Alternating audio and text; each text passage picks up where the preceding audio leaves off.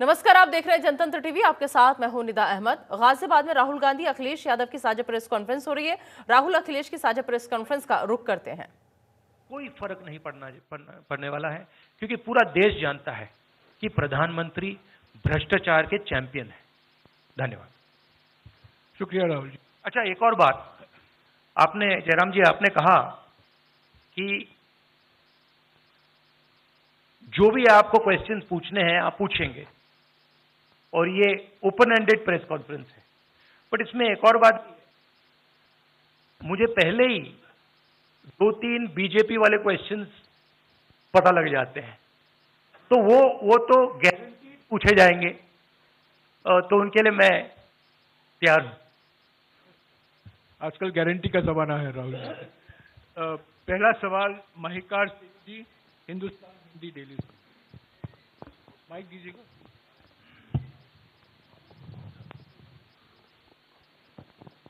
राहुल जी, स्वागत है आपका।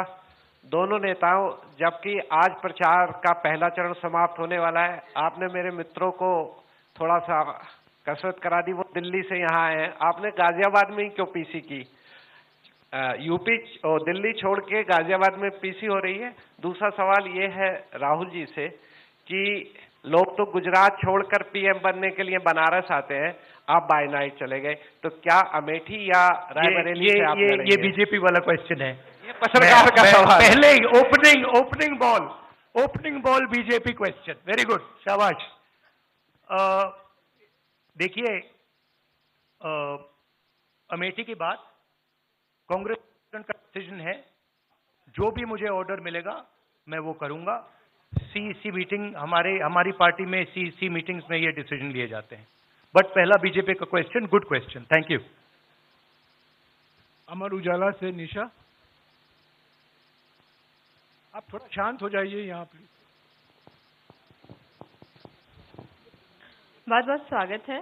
मेरा सवाल आपसे ये है कि यूपी में न केवल यूपी में बल्कि पूरे देश में इस बार कांग्रेस ने अपने बहुत कम प्रत्याशी 268 अभी तक सामने आए हैं, और यूपी में तो 80 सीटों के मुकाबले केवल 17 सीट हैं।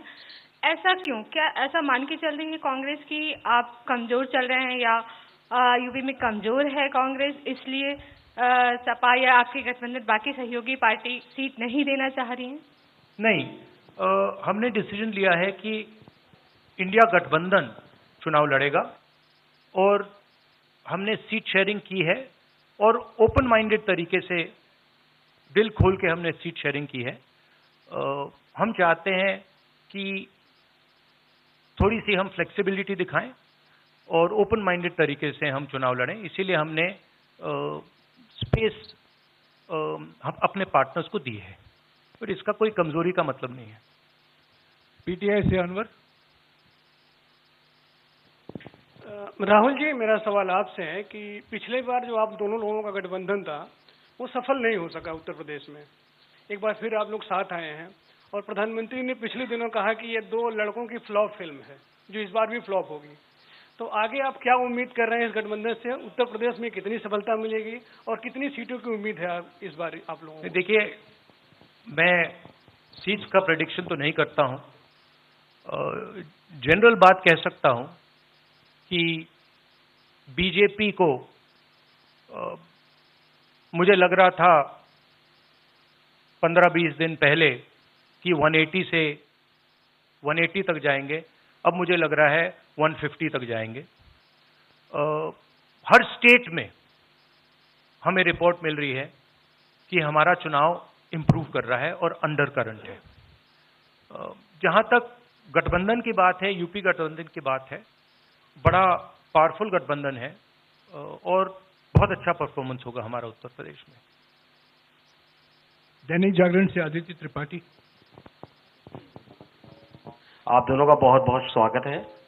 मेरा प्रश्न यह है कि उत्तर प्रदेश में एनडीए गठबंधन रोकने के लिए आपकी क्या रणनीति है? सॉरी, क्या? उत्तर प्रदेश में एनडीए गठबंधन को रोकने के लिए आपकी क्या रणनीति, आप दोनों लोगों की? उत्तर प्रदेश में नेशनल लेवल पे मैं आपको हमारा फाउंडेशन बता देता हूं, और वही आइडियाज हम उत्तर प्रदेश में भी चलाएंगे। देखिए,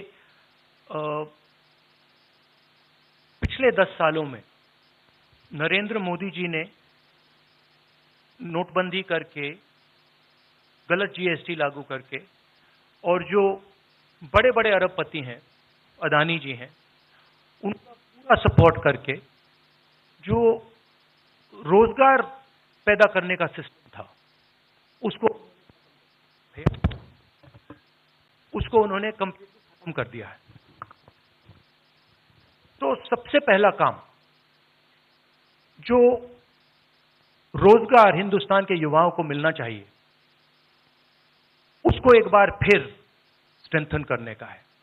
उसके लिए हमने अपने मैनिफेस्टो में 2-3 आइडियाज दिए हैं।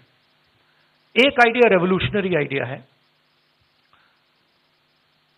Right to apprenticeship.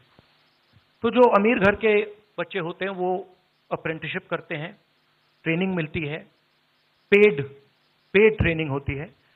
तो हमने डिसाइड किया है कि हिंदुस्तान के उत्तर प्रदेश के सब ग्रेजुएट्स को, डिप्लोमा होल्डर्स को हम अप्रेंटिसशिप का अधिकार देंगे। जो भी अप्रेंटिसशिप करना चाहेगा उसको प्राइवेट सेक्टर में, पब्लिक सेक्टर में, सरकार में अधिकार मिलेगा, अप्रेंटिसशिप का अधिकार मिलेगा। ट्रेनिंग होगी और 1 लाख रुपए साल का, 8,500 रुपए महीने का उस युवा के बैंक अकाउंट में हम डालेंगे। और ये करोड़ों युवाओं के लिए हम अधिकार दे रहे हैं। इससे एक ट्रेन्ड मैन पावर तैयार होगा, प्राइवेट कंपनीज को भी इसका फायदा होगा, सरकार को भी इसका फायदा होगा, और एक प्रकार से युवाओं के लिए ये एक जॉब मार्केट में एंट्री का सिस्टम हो जाएगा। दूसरी चीज, 30 लाख सरकारी रोजगार हैं जो नरेंद्र मोदी भर नहीं रहे हैं। वो वैकेंसीज हम युवाओं को देने जा रहे हैं। पेपर लीक की बात हुई है, उसके लिए हम कानून बनाएंगे, उसको हम खत्म कर देंगे। तो ये बात हुई युवाओं की। एक और हमारा आइडिया, क्रांतिकारी आइडिया, और ये उत्तर प्रदेश की महिलाओं को बहुत फायदा मिलेगा इससे। हर गरीब परिवार की हम लिस्ट बनाएंगे और हर गरीब परिवार में से हम एक महिला को चुनेंगे और उसके बैंक अकाउंट में महीने के 8,500 रुपए, साल के 1 लाख रुपए सरकार हर महीने बैंक अकाउंट में डालने जा रही है। किसानों की बात, किसान सिर्फ 2 चीजें मांग रहा है। नरेंद्र मोदी से 10 साल मांगा, हमें सही दाम दिलवा दीजिए, और जैसे आपने 16 लाख करोड़ रुपए, मतलब 24 साल का मनरेगा आपने अदानी जैसे लोगों का माफ किया, वैसा ही आप हमारा भी माफ कर दीजिए। और नरेंद्र मोदी मना करते हैं, उन पर फायरिंग करवा देते हैं, उनको डरा देते हैं। तो हमने लीगल एमएसपी का निर्णय ले लिया है। हिंदुस्तान में पहली बार लीगली गारंटीड एमएसपी होगी और हम उनका, किसानों का कर्जा माफ करने जा रहे हैं। यही मेन मुद्दे हैं चुनाव में। बीजेपी का मैनिफेस्टो देखेंगे तो उसमें आपको उसका जो फाउंडेशन है, 2 चीजें हैं। एक कि वो शायद 10-15 साल बाद ओलंपिक गेम्स इंडिया लाएंगे, और दूसरा 1 या 2 व्यक्तियों को वो चांद पे पहुंचा देंगे। तो ये बेसिकली चुनाव चल रहा है। शुक्रिया राहुल जी। अगले 3-4 सवाल आप कृपया अखिलेश जी से पूछेगा। एएनआई से शालिनी।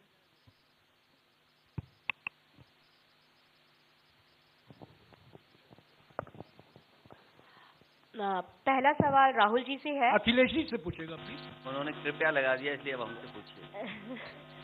दोनों से पूछूंगी सर। पहला सवाल राहुल जी से है, जैसे कि पीएम ने कहा है कि मैं देश बचा रहा हूं, लेकिन इंडिया अलायंस जो है वो परिवार बचा रहा है, इस पर क्या कहेंगे सर? और जो दूसरा सवाल, सेकंड बीजेपी क्वेश्चन। सर दूसरा जो सवाल है मेरा वो ये है, को, और उन्होंने कहा एएनआई को जब इंटरव्यू दिया उसमें बोला कि ऐसा कौन सा जादू है कि एक झटके में गरीबी मिटा सकते हैं। मैं जानना चाहता हूँ ऐसा कौन सा जादू है कि एक झटके में गरीबी मिटाई जा सकती है। तो ये मेरा सवाल दोनों से है। नहीं, दोनों से है। मैं धन्यवाद देता हूं। आप लोगों ने सवाल पूछे, हालांकि कुछ सवाल आपने राहुल जी से पूछे थे। एनडीए को पीडीए हराएगा, एनडीए को पीडीए हराने जा रहा है, एनडीए को पीडीए हराने जा रहा है। और जहां तक सवाल परिवारवाद की बात है, आज नवरात्र है, आज शुभ दिन है। भारतीय जनता पार्टी के लोग संकल्प लें कि ना किसी परिवार वाले को टिकट देंगे और ना किसी परिवार वाले से वोट मांगेंगे। और गाजियाबाद में कार्यक्रम इसलिए किया है क्योंकि हम दोनों लोगों ने संकल्प लिया है। वो तो इंडिया गठबंधन का नाम भी ठीक से नहीं ले पाते हैं। INDIA तो इंडिया होता है, इंडी कब से हो गया। यहां से सफाया होगा गाजीपुर तक। जो 14 में आए थे वो 24 में चले जाएंगे। और यूपी वाले स्वागत भी अच्छा करते हैं। और इस बार तो ढोल नगाड़ा और सब कुछ की तैयारी है। इस बार विदाई भी बहुत शानदार होने जा रही है। टाइम्स नाउ भारत, रंजीता, अखिलेश जी से। तो आपने जो गरीबी को एक झटके में मिटाने की बात की, देखिए ये कोई नहीं कह रहा है कि गरीबी को एक झटके में मिटाया जाएगा। हम ये कह रहे हैं कि गरीबी को गहरी चोट पहुंचाई जा सकती है और तरीके मैंने आपको बताए हैं। नरेंद्र मोदी जी ने पूरा का पूरा फोकस 22 लोगों पे किया है, 22-25 लोगों पे किया है। आज की सच्चाई है कि 22 लोगों के पास उतना धन है जितना 70 करोड़ लोगों के पास है। गरीबी का यह भी कारण है कि नरेंद्र मोदी जी ने सारा का सारा धन कॉन्सेंट्रेट कर दिया है, 20-25 लोगों को पकड़ा दिया है। मैं जाति जनगणना की बात कर रहा हूं और मैंने ये बात बहुत बार उठाई है। भागीदारी की बात होती है। हिंदुस्तान के किसी भी इंस्टीट्यूशन में आपको ना पिछड़े वर्ग के लोग मिलेंगे, ना दलित मिलेंगे, ना आदिवासी मिलेंगे, ना गरीब जनरल कास्ट के लोग मिलेंगे। मैंने मीडिया के बारे में बात उठाई। मीडिया में आपको बड़े बड़े एंकर्स दिखते हैं। आपको मीडिया की कंपनीज के मालिक की लिस्ट निकालिए, आपको दिख जाएगा कि उधर ना एक पिछड़ा मिलेगा, ना एक दलित मिलेगा, ना एक आदिवासी मिलेगा। तो हम क्रांतिकारी काम करने जा रहे हैं। जाति जनगणना, महिलाओं को गरीब महिलाओं को 1 लाख रुपए, युवाओं को अप्रेंटिसशिप का कानून, अप्रेंटिसशिप का अधिकार, उनके बैंक अकाउंट में 1 लाख रुपए, किसानों को MSP। तो ये सब गरीबों को पैसे देने के तरीके हैं। नरेंद्र मोदी जी ने पिछले 10 साल में गरीबों को कुछ नहीं दिया। तो ये हम करने जा रहे हैं। हाँ रंजीता, अखिलेश जी से। हाँ, अखिलेश जी से ही सवाल है। राहुल जी ने अभी जितनी भी चीजें कही, अखिलेश जी से। नहीं, मैं सवाल पहले जितनी भी चीजें कही वो तमाम चीजें कांग्रेस के घोषणा पत्र में है। क्या इंडिया गठबंधन का अपना कोई साझा जो है वो मैनिफेस्टो होगा? अखिलेश जी, क्या जो राहुल जी कह रहे हैं क्या वही तमाम चीजें सपा की भी है या सपा कुछ अलग भी घोषणाएं कर रही है चुनाव में? इंडिया गठबंधन नई उम्मीद है। और जैसा कि राहुल जी ने कहा कि उनके मैनिफेस्टो में बहुत सारी चीजें हैं जिससे गरीबी दूर की जा सकती है। उसी से जोड़ करके मैं ये कहना चाहता हूं कि जिस समय हमारा देश का किसान खुशहाल हो जाएगा, जिस दिन देश के किसान को अपनी लाभकारी मूल्य मिलने लगेगा फसल का, और मैं समझता हूं कि जितने भी राजनीतिक दल हैं और खासकर जो इंडिया गठबंधन के साथी हैं, वो ये बात कह रहे हैं कि हम MSP की गारंटी देंगे, या किसानों को लाभकारी मूल्य देंगे। और जिस दिन भारत सरकार किसानों की आय बढ़ा देगी, गरीबी दूर होना शुरू हो जाएगी। और मैं कई मौकों पर कह रहा हूं कि जाति जनगणना भी एक हमारा मुद्दा है।